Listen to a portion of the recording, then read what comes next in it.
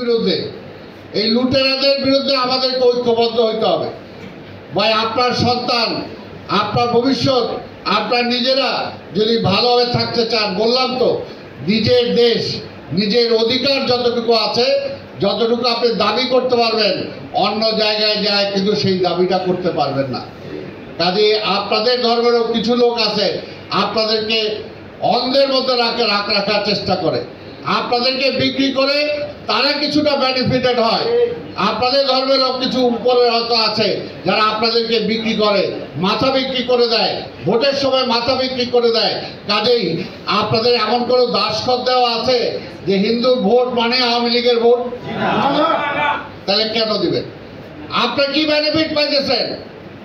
দুই একজনে তো বেনিফিট পায়, কিন্তু আপনারা সাধারণ মানুষ যারা আজকে হিন্দু ধর্মে, বৌদ্ধ ধর্মে যারা আছেন, খ্রিস্টান ধর্মে যারা আছেন, কি বেনিফিটটা আপনারা পাচ্ছেন? আজকে যদি জিনিসপত্রের দাম বাড়ে, তাহলে ওই মোহাম্মদ মানে আবুল হোসেন যে টাকা দিয়ে কিনবে, ওই কার্তিক দাস তো ওই টাকা দিয়েই কিনবে। তো জিনিসপত্রের দাম বাড়লে তো সবাইটাই বাড়লো, নাকি আবার মুসলমানের জন্য দাম কম, আপনার জন্য দাম বেশি? তো কাজেই আর যদি কেউ লুট করে, আপনাদের দেখছেন তো, আপনাদের ঢাকেশ্বরের মন্দিরে স্বর্ণ চুরি হয়ে গেছে। কোন আমলে হয়েছে? কোন আমলে হয়েছে বলেন? এই আওয়ামী লীগের আমলে হয়েছে।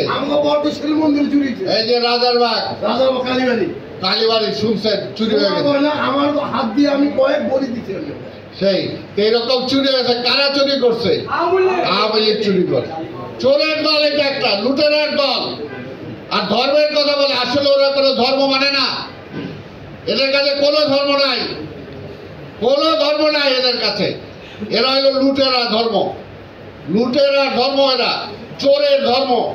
কাজে লুটেরা, চোর, এর হাত থেকে যদি এই দেশটাকে আমাদের উদ্ধার করতে হয়, সবাইকে ঐক্যবদ্ধভাবে আমাদেরকে এগিয়ে আসতে হবে। তা আমি আজকে এখানে ধন্যবাদ জানাতে চাই যে আমাদের হিন্দু কল্যাণ ফ্রন্টের সভাপতি বিজন সাহেব আজকে উদ্যোগ নিছেন। এখানে আপনাদের মহানগরী যারা দায়িত্বে আছেন, সুভাষ সহ যারা দায়িত্বে আছেন, তারা আজকে উদ্যোগ নিছেন।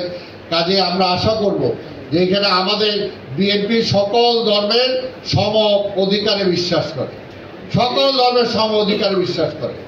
এখানে পরিষ্কার কথা, আমরা যেটা বলছি, আমাদের ধর্মীয় মূল্যবোধ না, আমাদের ধর্মীয় মূল্যবোধে বিশ্বাস করি আমরা। এটা কথাটা আপনারা পরিষ্কার মনে রাখবেন। ইসলামী মূল্যবোধ বিএনপির স্লোগান না, ধর্মীয় মূল্যবোধ হলো আমাদের স্লোগান। আমরা সকল ধর্মের সব অবস্থানে আমরা বিশ্বাস করি। আমরা বিশ্বাস করি সবাই যদি ভালো থাকে, দেশটা ভালো থাকবে। আজকে হিন্দু খারাপ থাকলে মুসলমান ভালো থাকতে পারবে না, আর মুসলমানরা খারাপ থাকলে হিন্দুরাও ভালো থাকতে পারবে না। আজকে পার্শ্ববর্তী দেশে দেখছেন আজকে কি অবস্থা, কি অবস্থা সেখানে।